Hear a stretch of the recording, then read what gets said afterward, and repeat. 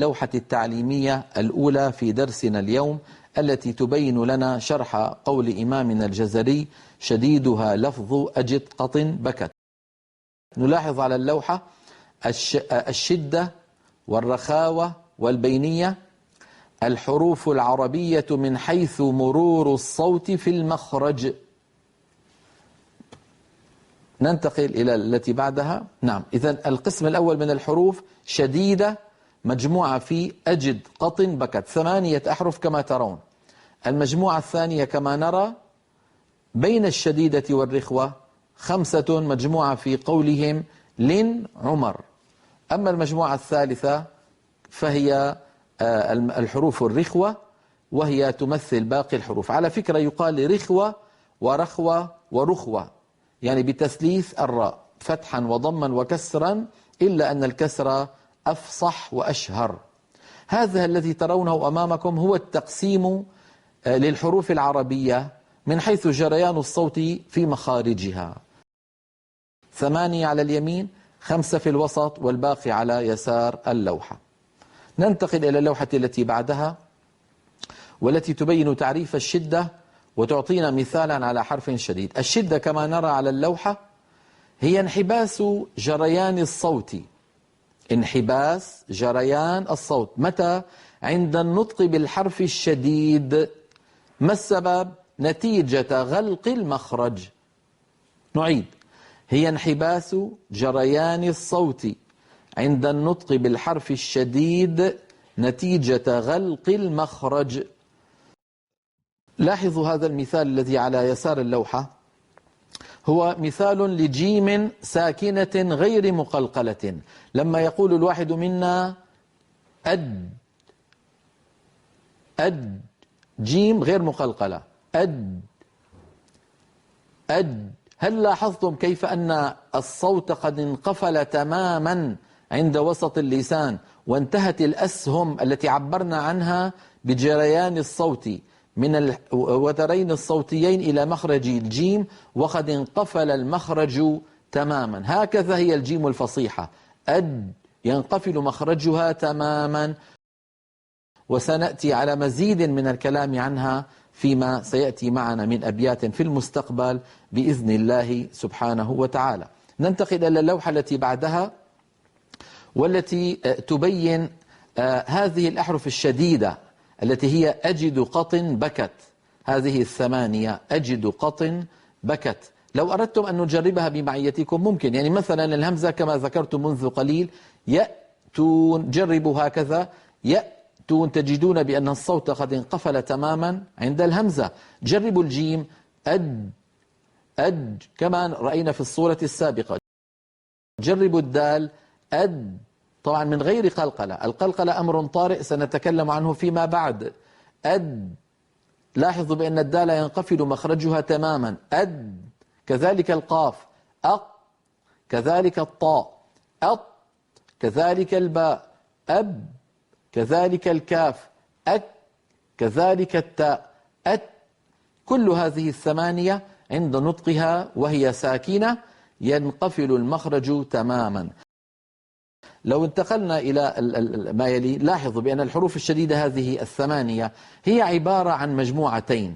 المجموعة الأولى مجهورة، يعني شديدة مجهورة. شديدة يعني ينقفل الصوت عند النطق بها، مجهورة يعني يهتز الوتران عند نطقها، وهي عبارة عن قطب جد والهمزة. لاحظوا بأن قطب جد والهمزة هي بعض حروف أجد قط بكت. إذن أجد قط بكت تحتوي على حروف القلقلة وعلى الهمزة، وأيضا تحتوي على الحرفين الباقيين وهما الكاف والتاء، فهذان الحرفان شديدان مهموسان. هذان الحرفان شديدان مهموسان. ما معنى شديدان؟ ينحبس الصوت عند النطق بهما. ما معنى مهموسان؟ يجري النفس في آخرهما كما سيأتي معنا بعد قليل. إذن حروف الشدة 8، 6 منها شديدة مجهورة، و2 منها شديدة مهموسة. ننتقل إلى الشديدة المجهورة. لاحظوا هذه اللوحة، وقد كتب في أعلاها انطلاق الصوت بعد انحباسه في الحرف الشديد المجهور. انطلاق الصوت متى؟ بعد انحباسه في الحرف الشديد المجهور، ضغط الصوت المحبوس خلف المخرج وانطلاقه يحددان معالم الصوت. فلما ينضغط الصوت المحبوس خلف المخرج ثم ينطلق يبين لنا حقيقة هذا الصوت.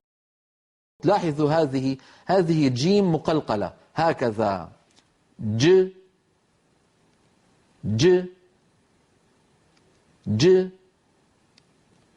ج. هل لاحظتم بأن بداية الجيم مخرج مقفول تماما لأن الصوت شديد، فلما يبتعد اللسان وسط اللسان يبتعد فإن الصوت يتابع طريقه إلى خارج الفم. ج ج. هل لاحظتم ج؟ هكذا الحرف الشديد المجهور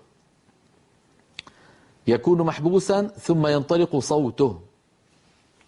بينما لو انتقلنا إلى اللوحة التالية،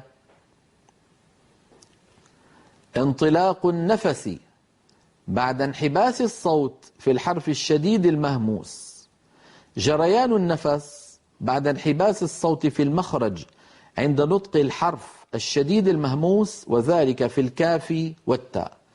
الكاف نطقتها لكم منذ قليل ساكنة، ولكني لم أكمل نطقها، نطقت نصفها فقط، فقلت في الماضي أك، ولكن لا بد للكاف من همس لأنها من حروف سكت فحثه شخص كما مر معنا في الحلقة الماضية. لاحظوا هذه الصورة التي أمامكم بارك الله فيكم، والتي تمثل نطق كاف ساكنة مهموسة. لاحظوا أن الجزء الأول من نطق الكاف عبارة عن أن اللسان يرتفع فيصطدم أقصاه في مخرج الكاف عند الحلك اللحمي والعظمي أك، والمعبر عن ذلك بالأسهم. فإذا تجافى اللسان عن مخرج الكاف انطلق هواء النفس الذي عبرنا عنه بهذا الدخان الأبيض الذي ترونه، لنبين أنه لا صوت هناك. هكذا أك أك أك أك أك. هل لاحظتم بارك الله فيكم؟ إذن الكاف فيها أمران عندما تكون ساكنة: اصطدام يعطي صوت الكاف ويعطي صفة الشدة فيها، ولما يبتعد اللسان عن مخرج الكاف ينطلق النفس الذي كان محبوسا خلف اللسان.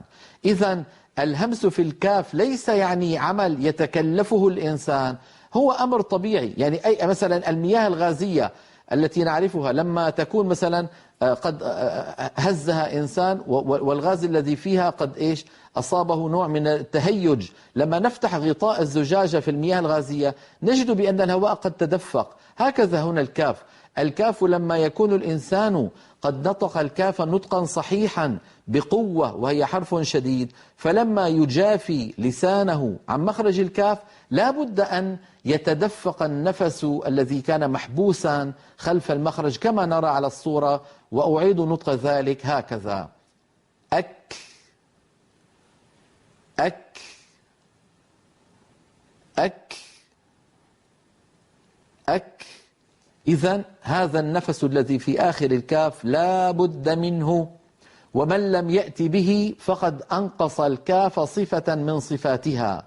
سمى إمامنا الجزري من يأتي بكاف مبتورة هكذا أك، سمى هذه الكاف الكاف الصماء، سماها في كتابه النشر الكاف الصماء. ما معنى الصماء؟ يعني كأنه لا صوت لها، كأنه لا صوت لها.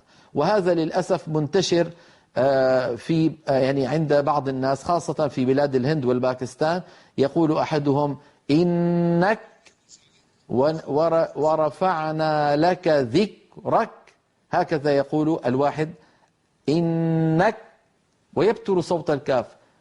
ألم نشرح لك صدرك رك، ولا يقول صدرك رك، لا بد من بعد شدة الكاف من همس وراءها. إذا الشمس كورت، لابد من همس بعدها كما سيأتي معنا في اللوحة التالية، ولكن بعد الفاصل إن شاء الله تعالى. وحديثنا عن حرفي الكاف والتاء، بينا قبل الفاصل بأن الكاف شديدة مهموسة، ونقول الآن والتاء أيضا شديدة مهموسة. لو انتقلنا إلى اللوحة التي كنا فيها قبل الفاصل، هذه صورة الكاف، وننتقل إلى التي بعدها وهي صورة التاء. لاحظوا هذه اللوحة، صورة التاء، نعم هذه التي على الشاشة الآن هي صورة التاء. انظروا إلى هذه الصورة بارك الله فيكم، تمثل لنا كيف يكون النطق الصحيح لحرف التاء. أرجو أن تنتبهوا جيدا لأن حرف التاء يكثر الخطأ فيه أيضا.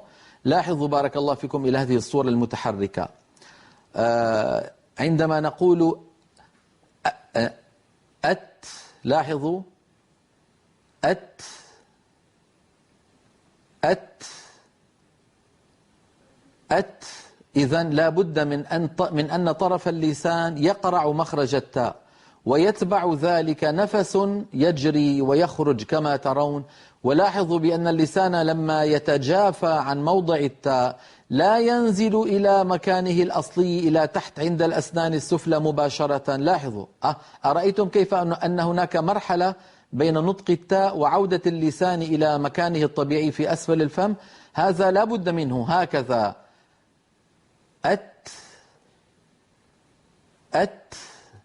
إن لم نفعل هذه المرحلة وأن اللسان لا ينزل مباشرة إلى تحت، سوف يؤدي هذا إلى أن نتبع صوت التاء بسين كما نسمع من بعض إخواننا، فيقول الواحد منهم أت أت، لأنه بعد أن ينطق التاء ينزل طرف لسانه إلى منطقة السين، وإذا به يقول كورت، انكدرت، عطلت، وكل هذا لا يصح لأن الهمس ليس بسين. السين حرف في اللغة العربية قائم بذاته، ولكن الهمس نفس، الهمس نفس يتبع حرف التاء كما نطقته، وأعود فأنطقه هكذا أت أت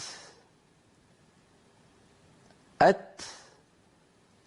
إذن نرى مكتوب على اللوحة انطلاق النفس بعد انحباس الصوت في الحرف الشديد المهموس، جريان النفس بعد انحباس الصوت في المخرج عند نطق الحرف الشديد المهموس، وذلك في الكاف والتاء. هذا هو النطق الصحيح للتاء يا إخوة. وأيضا كما ذكرت عند الكاف بعض إخواننا هداهم الله يقولون أت، فيبترون صوتها بترا ولا يهمسون آخرها، وهذا خطأ في النطق يعني إنقاص للتاء من حيث إن لها صفة الهمس بعد الشدة. لاحظوا اللوحة التي تلي ذلك، هذه أيضا فيها مقارنة بين الحرفين ليتبين لنا الأمر. فائدة: الشدة والهمس في الكاف والتاء صفتان على الترتيب، فهذان الحرفان شديدان في أولهما مهموسان في آخرهما. هذا الذي ترونه أمامكم يا إخوة في هذه اللوحة من دقائق علم التجويد، وقد حارت عقول قراء في هذه المسألة لأنهم لم يتلقوها عن الكمل من القراء. يقول الواحد منهم عندما يقرأ في الكتاب: كيف الكاف والتاء شديدتان والشدة انحباس الصوت، وكيف هما في الوقت ذاته مهموستان والهمس جريان النفس؟ أينحبس الصوت ويجري النفس في آن واحد؟ إن هذا لأمر مستحيل. نعم هو مستحيل يا أخي في الوقت نفسه، ولكنهما ليسا في زمن واحد كما نرى على اللوحة. هذه الفائدة التي ترونها أمامكم ذكرها لي أستاذي الشيخ عبد العزيز عيون السود رحمه الله، نقلا عن أستاذه وشيخه الشيخ علي محمد الضباع شيخ عموم المقارئ المصرية. وقال لي شيخنا: كان الشيخ الضباع يختبر بها بعض القراء عندما يأتون للاختبار عنده في مشيخة القراء، فيسألهم هذا السؤال: كيف إن التاء والكاف شديدتان ومهموستان؟ فإن عرف الواحد منهم جواب هذا السؤال كبر في عين الشيخ الضباع، وإن لم يعرفه أفاده الشيخ الضباع هذا المعنى الذي ترونه أمامكم على اللوحة، وهو أن صفة الشدة والهمس صفتان على الترتيب وليستا في زمن واحد، فهذان الحرفان شديدان في أولهما مهموسان في آخرهما. هذه فائدة يعني افهموها لو سمحتم وطبقوها في قراءتكم. أسأل الله لي ولكم التلاوة الصحيحة والنطق الصحيح لحروف كتاب الله عز وجل. ننتقل إلى اللوحة التالية والصفة الثالثة اليوم، وهي صفة الرخاوة. شرحتها منذ قليل ونعود فنقول: الرخاوة هي الجريان التام لصوت الحرف الرخوي عند مروره في المخرج.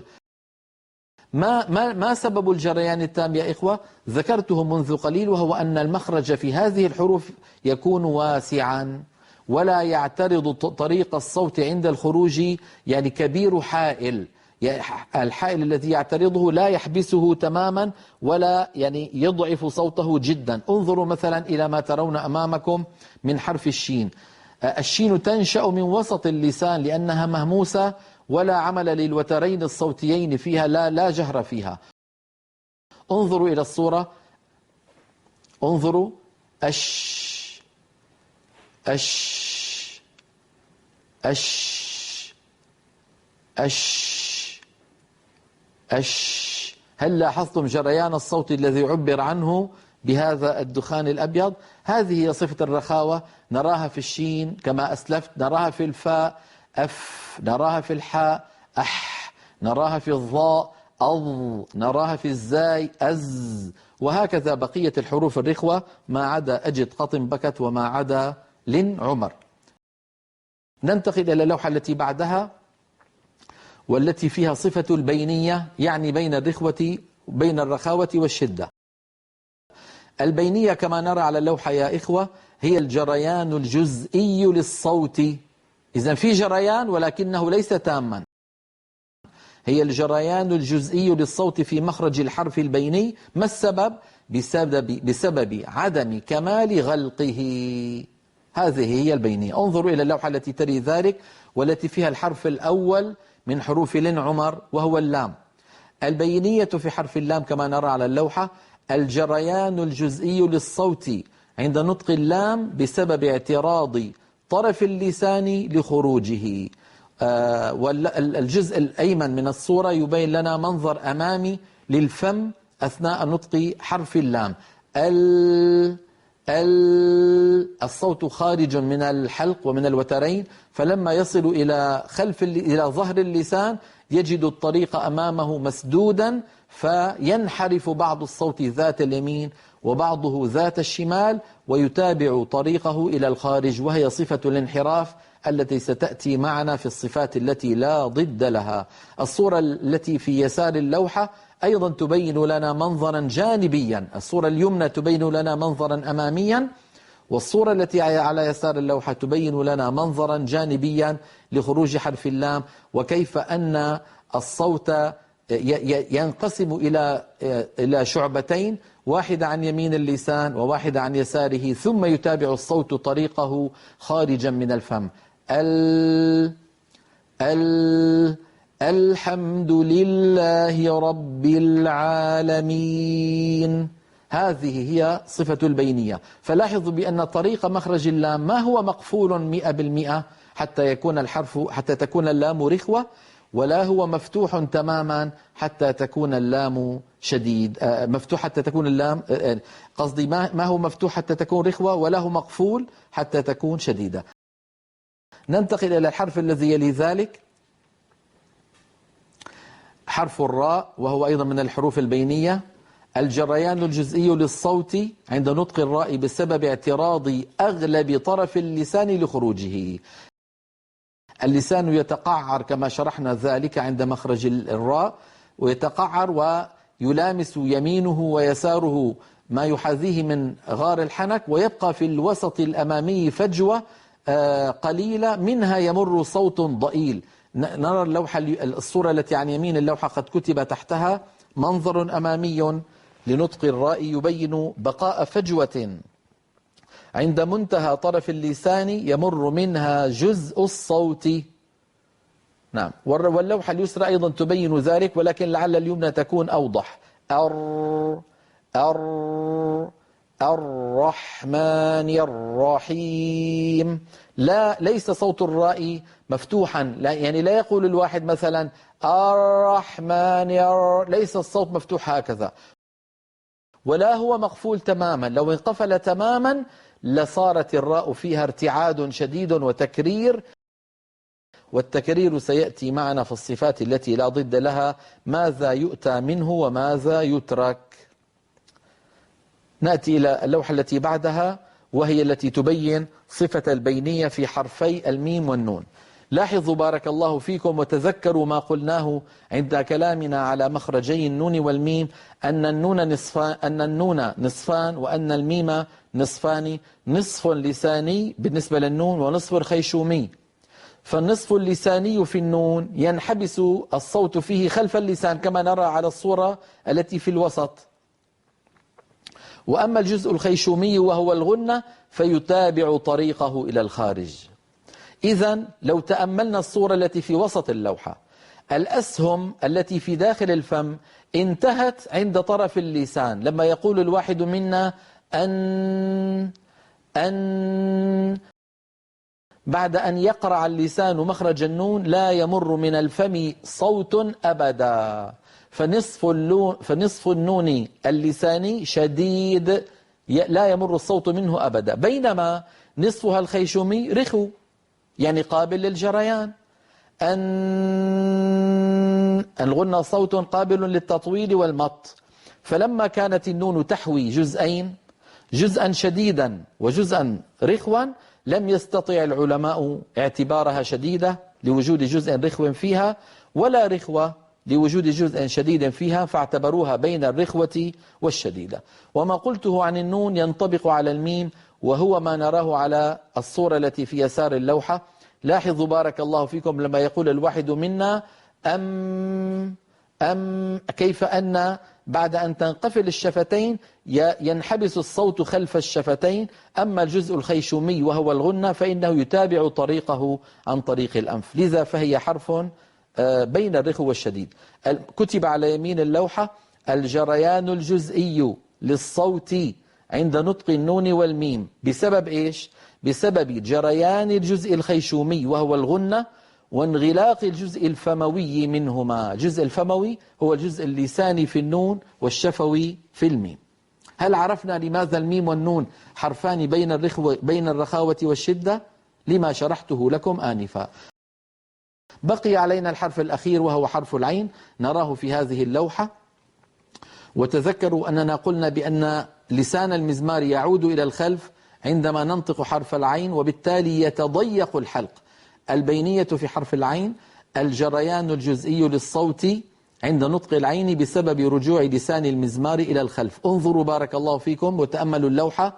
آ آ آ آ آ، هكذا صوت العين. هو فيه شيء من الامتداد، ولكنه امتداد في مجرى ضيق، لذلك عدها العلماء حرفا بين الرخوة والشدة.